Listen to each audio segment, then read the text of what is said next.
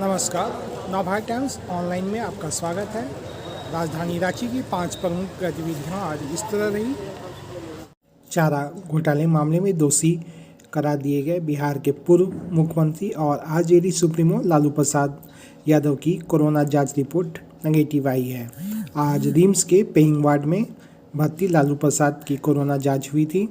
लालू प्रसाद को Birsa Munda central jail से RIMS लाकर paying ward के कमरा नंबर 11A में शिफ्ट किया गया है।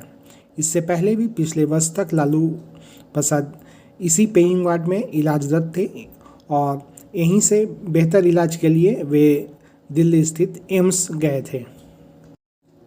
हजारीबाग में मॉब लिंचिंग के शिकार युवक रूपेश पांडे के परिजनों से मिलने पहुंचे बीजेपी नेता कपिल मिश्रा को आज रांची एयरपोर्ट पर ही रोक दिया गया और उन्हें हवाई अड्डे से ही वापस दिल्ली लौटना पड़ा। मुझे नहीं पता कि इस प्रकार का बैन, प्रतिबंध, रोक ये मुझ पर लगाने से क्या हासिल होगा सरकार को। मैं तो रुपेश पांडे जी के शोक संतप्त परिवार से मिलने के लिए आया हूँ, उनके दरवाजे पे खड़ा होने के लिए आया हूँ। माता और पिता से मिलना, परिवार से मिलना, ढांढस बंधाना, ये तो परंपरा है हमारी। शोक संतप्त परिवार से तो किसी को मिलने से रोका नहीं जाता, क्यों रोका जा रहा है? और मुझे मत रोकिए, अपराधियों को रोकिए, हत्यारों को रोकिए, तुष्टीकरण के आगे सरेंडर होती हुई सत्ता को रोकिए। पूरी दुनिया से लगभग 1,500 से ज्यादा लोगों ने 14 लाख रुपए इकट्ठे किए हैं रुपेश पांडे जी के परिवार के लिए, जो उनके बैंक के खातों में शिफ्ट किए जाएंगे, ट्रांसफर किए जाएंगे। परिवार को ये जानकारी देनी थी, समझना था कि कोई कानूनी मदद की आवश्यकता है।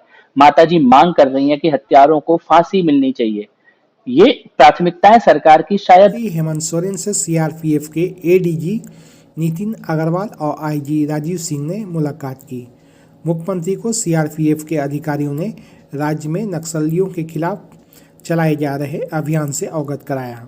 मुख्यमंत्री ने नक्सल प्रभावित क्षेत्रों में अभियान को गति देने और अन्य सुरक्षात्मक उपाय को लेकर अधिकारियों को आवश्यक दिशा निर्देश दिया। राज्यपाल रमेश बैस से आज रांची के बीजेपी सांसद संजय सेठ ने राजभवन जाकर मुलाकात की। इस दौरान सांसद संजय सेठ ने प्लास्टिक मुक्त भारत के संकल्प को लेकर शुरू किए गए अभियान के बारे में राज्यपाल को जानकारी दी। इधर international society for Krishna consciousness का एक प्रतिनिधि मंडल भी राजभवन जाकर राज्यपाल से मुलाकात किया।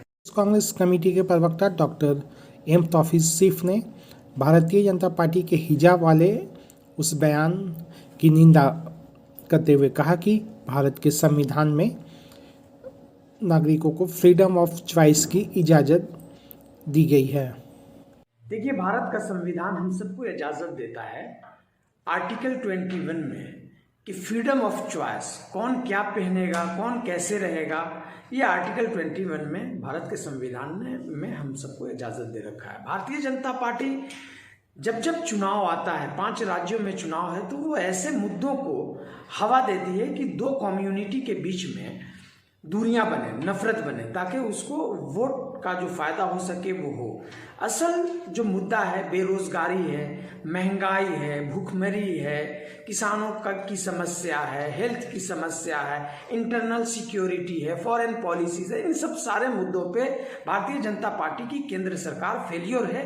इसलिए इस तरह की बातों पे ज़्यादा ध्यान देती है कि कौन हिजाब पहनेगा, कौन पगड़ी पहनेगा, कौन क्या पहनेगा। एक तरफ ये कहती है कि शॉर्ट कपड़े पहनने के बाद रेप हो रहा है भारतीय जनता पार्टी और उसकी सपोर्टिंग ऑर्गेनाइजेशन, और दूसरे तरफ अगर पूरे तरह से कोई कवर्ड जाता है तो उसको बोलते हैं कि इस तरह का पोशाक पहन करके नहीं आना है। तो ये भारतीय जनता पार्टी का दोहरा चरित्र है। नवभारत टाइम्स ऑनलाइन के लिए रांची से मैं रवि सिन्हा।